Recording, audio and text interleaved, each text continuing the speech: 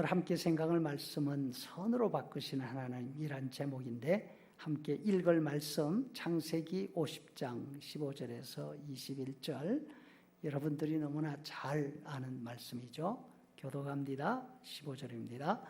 요셉의 형제들이 그들의 아버지가 죽었음을 보고 말하되 요셉이 혹시 우리를 미워하여 우리가 그에게 행한 모든 악을 다 갚지는 아니할까 하고 요셉에게 말을 전하여 이르되 당신의 아버지가 돌아가시기 전에 명령하여 이르시기를 너희는 이같이 요셉에게 이르라. 내 형들이 네게 악을 행하였을지라도 이제 바라건대 그들의 허물과 죄를 용서하라 하셨나니 당신 아버지의 하나님의 종들인 우리 죄를 이제 용서하소서 하며 요셉이 그들이 그에게 하는 말을 들을 때에 울었더라.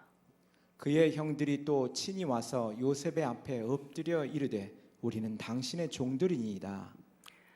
요셉이 그들에게 이르되 두려워하지 마소서. 내가 하나님을 대신하리이까.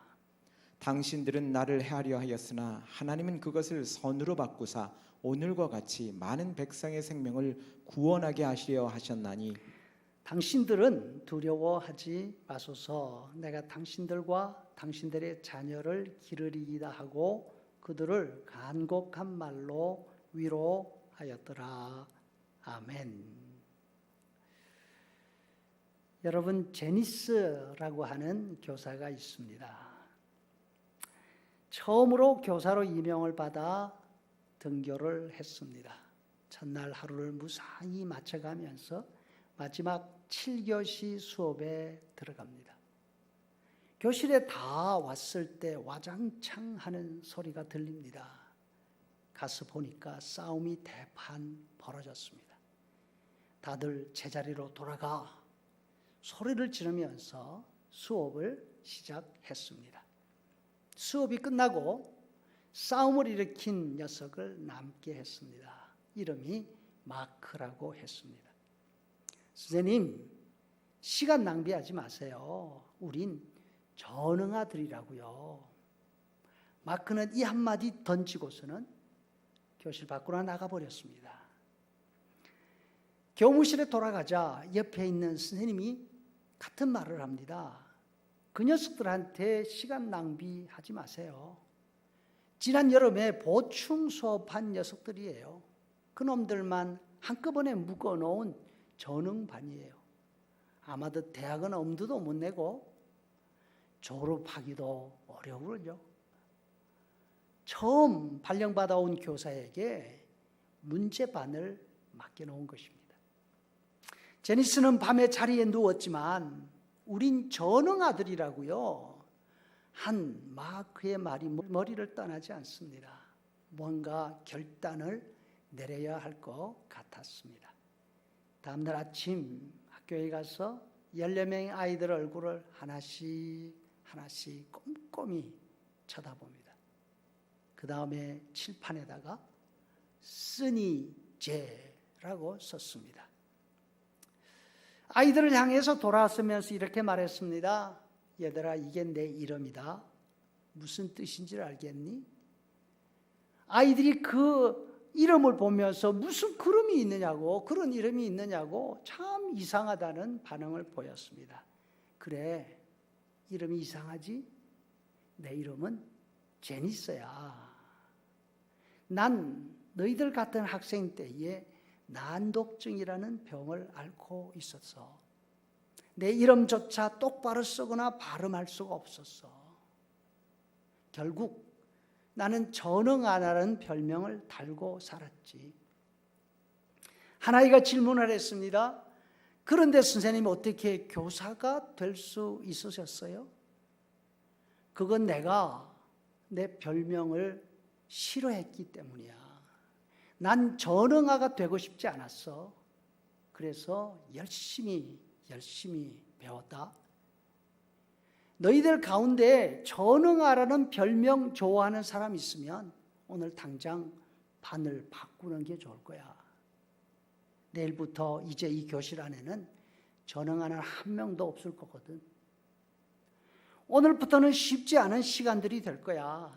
너희들이 다른 아이들을 따라잡을 수 있을 때까지 공부시키고 공부시킬 거야.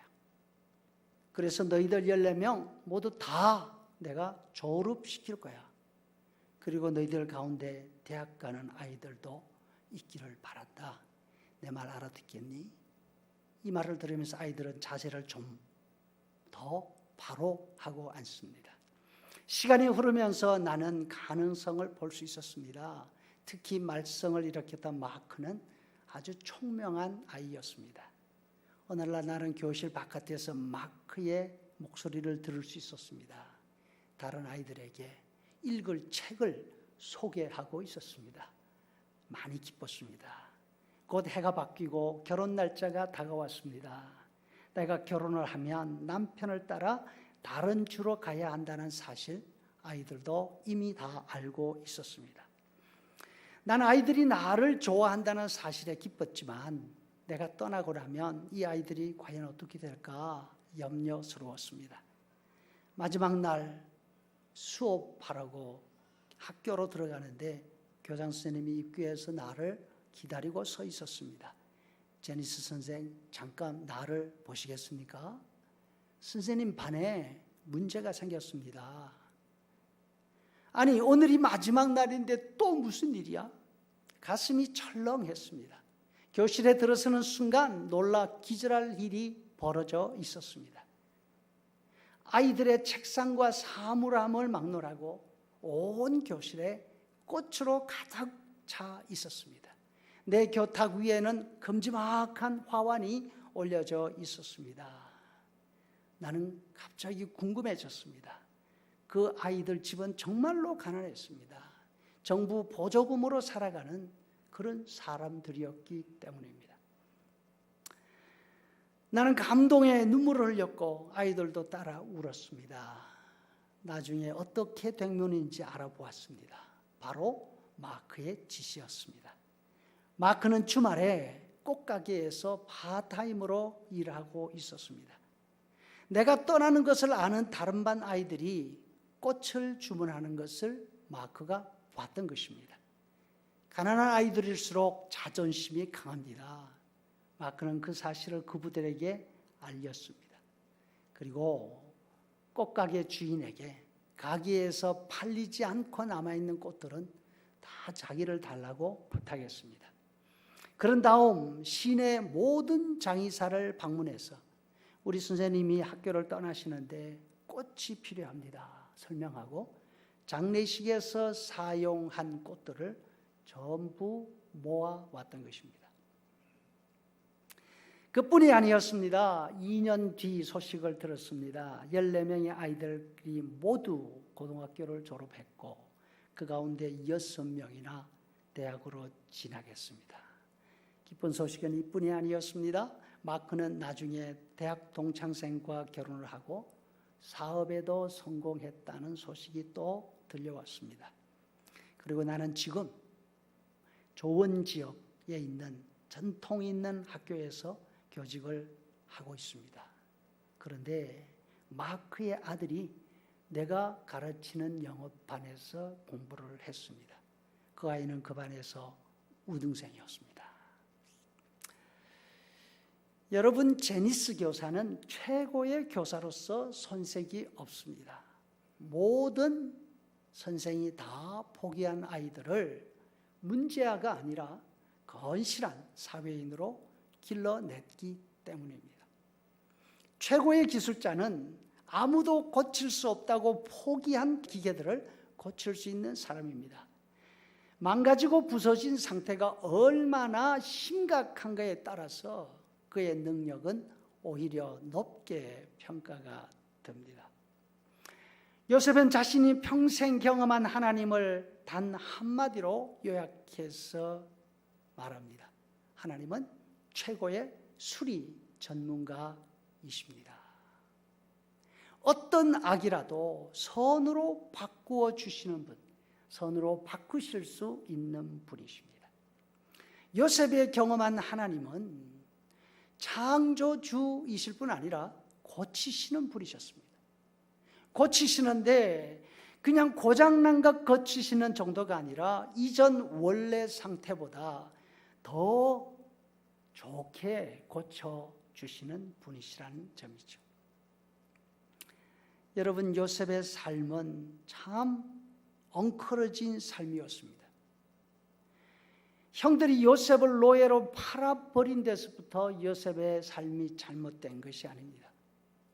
요셉은 야곱의 아들로 태어나는 그 순간부터 시기와 질투, 그 광란 속으로 들어갈 수밖에 없었습니다. 아버지의 지극한 사랑을 받는 거 나쁘지 않았습니다. 하지만 그 사랑이 말입니다, 비뚤어진 사랑, 자식 사이를 나누는 편애였기 때문에 문제가 되었습니다. 요셉은 소매가 달린 고운 빛깔의 옷을 입었습니다. 이것은 요셉이 좋아하는 옷이 아니었습니다. 요셉이 원해서 입는 옷도 아니었습니다. 요셉에게, 어릴 때 요셉에게 꼭 필요한 것은 형들과 다른 모습의 화려한 옷이 아니라 바로 형들이었던 것입니다. 그런데 요셉의 형제들은 요셉이 태어나기 이전부터 2조각, 3조각으로 나누어져 있었습니다. 각자의 어머니들이 달랐기 때문입니다. 야곱의 큰 아내 레아에게 6 아들, 2 종들에게 각각 아들들이 2. 야곱의 아들들은 처음부터, 태어나면서부터 각자 사는 집이 달랐습니다. 그 사이에 또 다른 아내 라헬에게 태어난 요셉이 있습니다. 가장 늦게 태어났습니다. 그런데 아버지 야곱이 가장 사랑하는 아내에게 태어났기 때문에 처음부터 형들을 다 제끼고 장자의 대우를 받습니다. 이것이 형제들 사이에 시기를 불러일으킵니다. 요셉이 아버지로부터 받는 사랑에 셈이 났었던 것이죠. 요셉 존재 자체가 형들 사이에서는 서열 파괴였습니다. 형들에게 요셉은 동생이 아니었습니다. 형들은 요셉을 요셉이라는 이름으로 부른 적이 없습니다. 형들이 부르는 요셉의 이름은 꿈꾸는 자였습니다. 아버지에게 말하는 요셉의 이름은 아버지의 아들이었습니다. 형들의 머릿속에는 자기들은 아버지의 모섬입니다. 요셉만 아버지의 아들이었습니다. 형들의 이 미움이 죽이고 싶은 증오로 자라 있었던 것이죠. 요셉이 이스마엘 사람들에게 팔린 것은 그나마 다행이었습니다. 형들의 의견이 갈라지지 않았더라면 요셉은 그 밤에 죽고 말았을 것입니다. 이렇게 보면 요셉을 팔아서 돈을 챙기자고 말한 유다의 말이 냉혹하게 들리지만 그 냉혹한 말이 요셉을 살렸습니다. 아마 유다가 처음부터 요셉에게 그런 짓 하면 안 돼, 이렇게 형제들을 만류했더라면 그 결과가 오히려 더 나쁜 쪽으로 갔을지 아무도 모릅니다. 그런데 나중에 보면 유다는 요셉을 팔아버리자 한 자신의 말 때문에 수십 년을 후회를 안고 살아갔습니다. 요셉의 명령으로 베냐민을 애굽으로 데리고 가야 했을 그때에 유다는 베냐민을 대신해서 자신의 2 아들을 볼모로 내어놓습니다. 물론 손자들을 할아버지에게 볼모로 내어놓는 자체가 말이 안 되는 일입니다. 하지만 이 대목에서 유다의 마음속에 있는 그 부담, 아픔을 읽을 수가 있습니다. 태어나면서부터 얽히기 시작한 가족 내 복잡한 애증 관계는 요셉을 죽음으로 내몹니다. 형제 사이에서 여기도 저기도 끼지 못하고 어릴 때부터 눈치만 보는 요셉의 모습이 상상이 되지 않습니까? 요셉은 아버지의 심부름으로 형들에게 갑니다. 그런데 형들은 요셉을 오해합니다. 또 자기들을 감시하러 온다는 것이죠.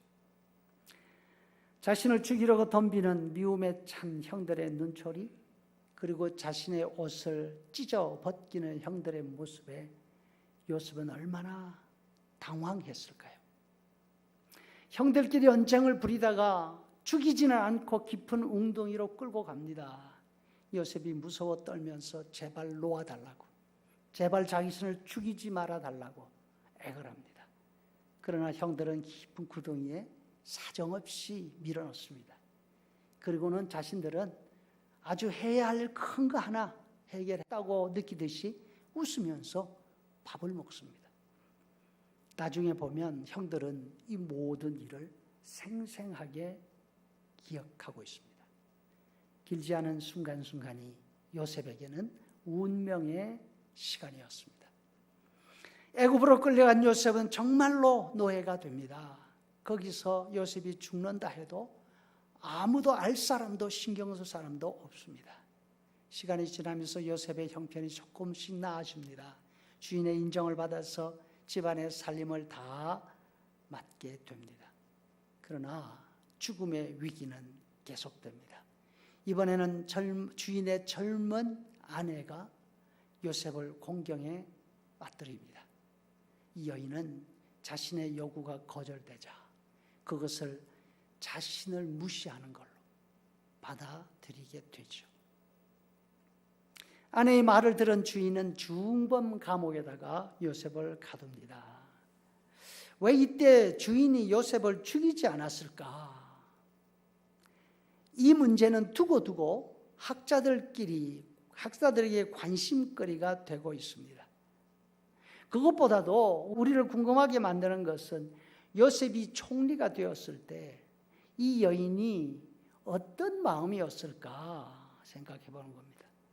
밤마다 자기를 잡으러 군사들이 오는 악몽에 시달리지 않았을까요? 아무튼 형들의 손에 죽지 않은 것도 보디발의 손에 죽지 않은 것도 하나님의 손길이었습니다.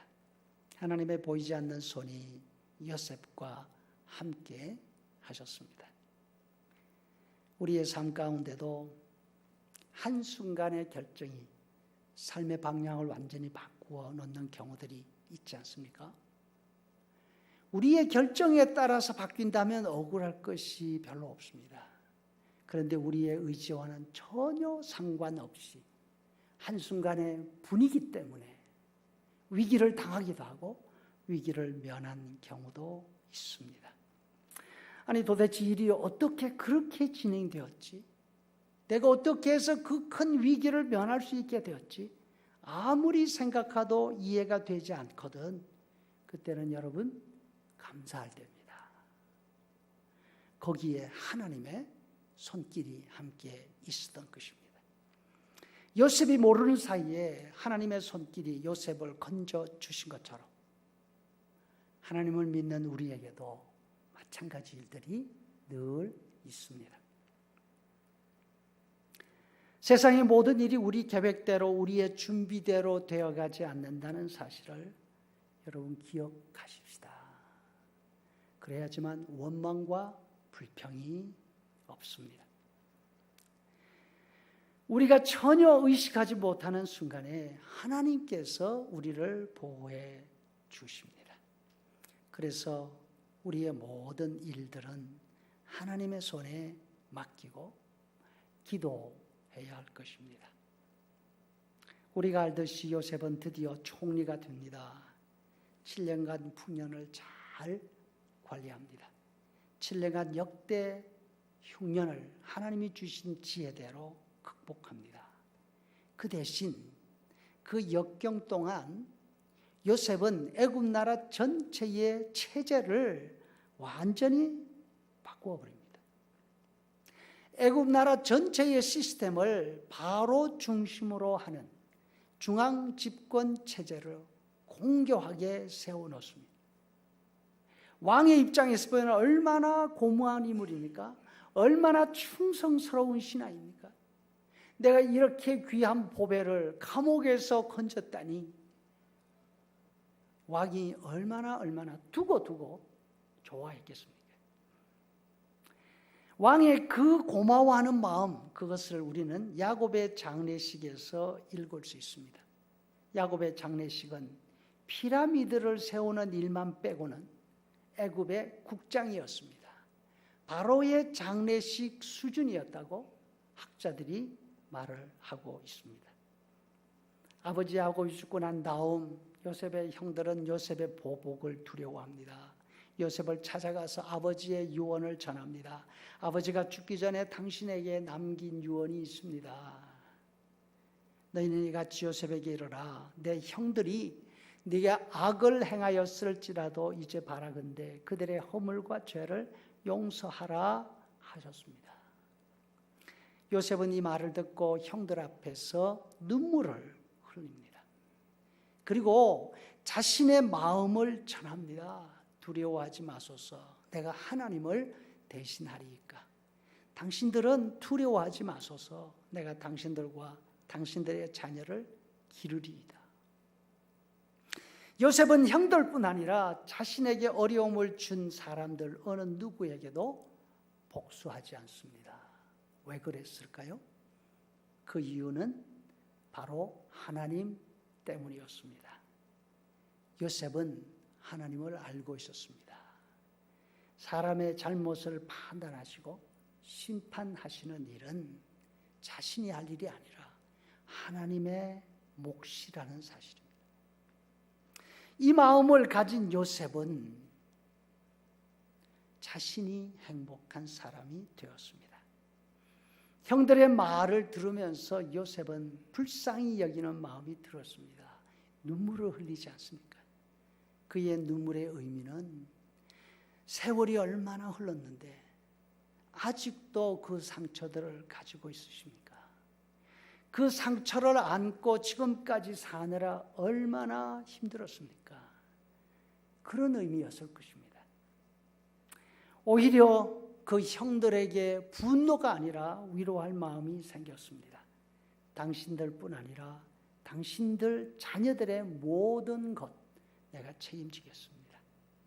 수십 년 자신을 죽음의 골짜기로 내몬 원수 같은 사람들 앞에서 그들을 오히려 위로할 수 있는 사람, 그런 사람이라면 절대로 불행할 수가 없습니다. 그의 삶은 하루하루가 얼마나 행복하겠습니까?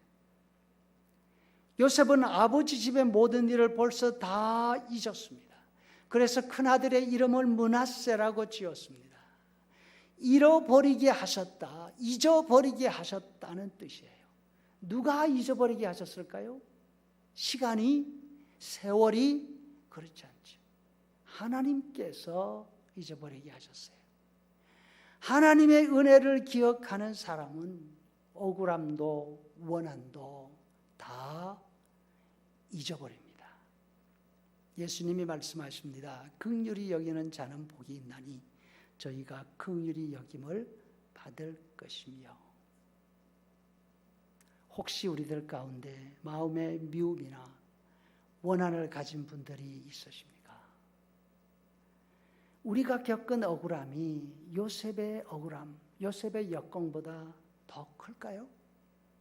그렇지 않다면 하나님께 맡기고 잊어버리실 수 있기를 간절히 바랍니다.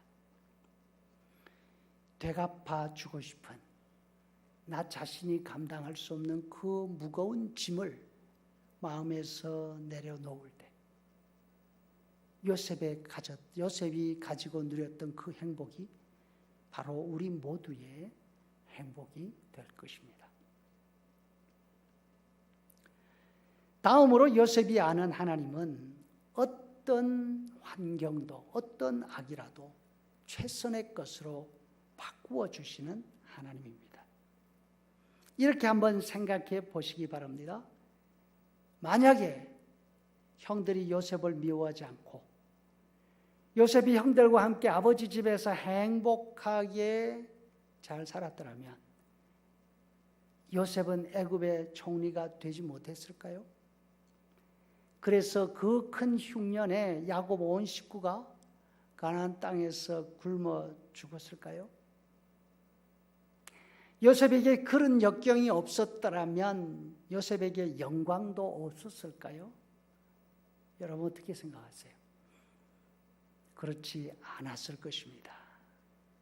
요셉에게 역경이 없었더라도 하나님은 요셉을 통해서 하나님의 일을 하셨을 것입니다.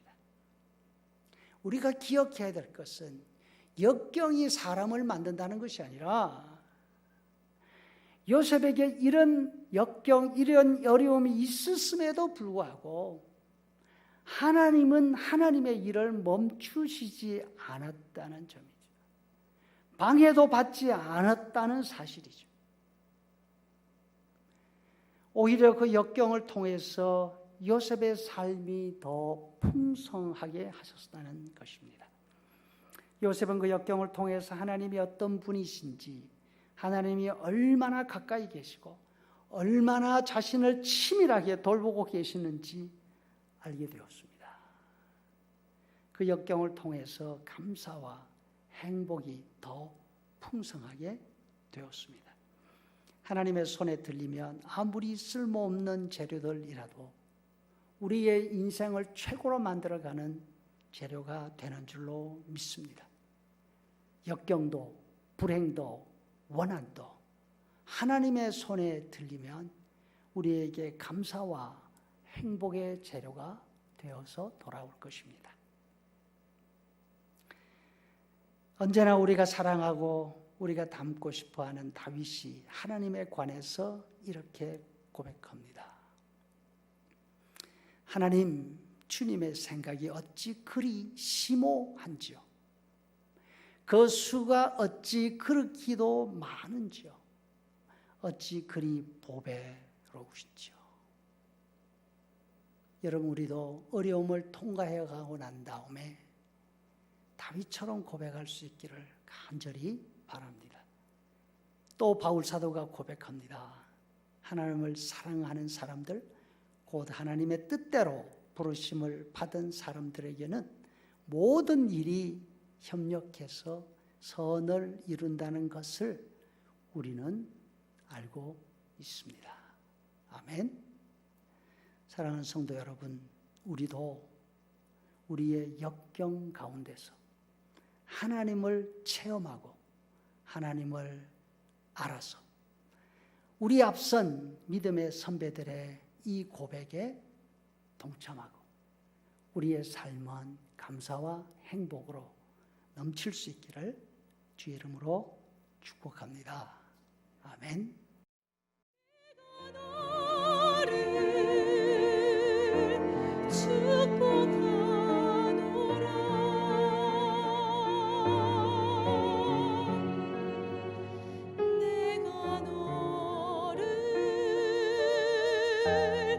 축복하노라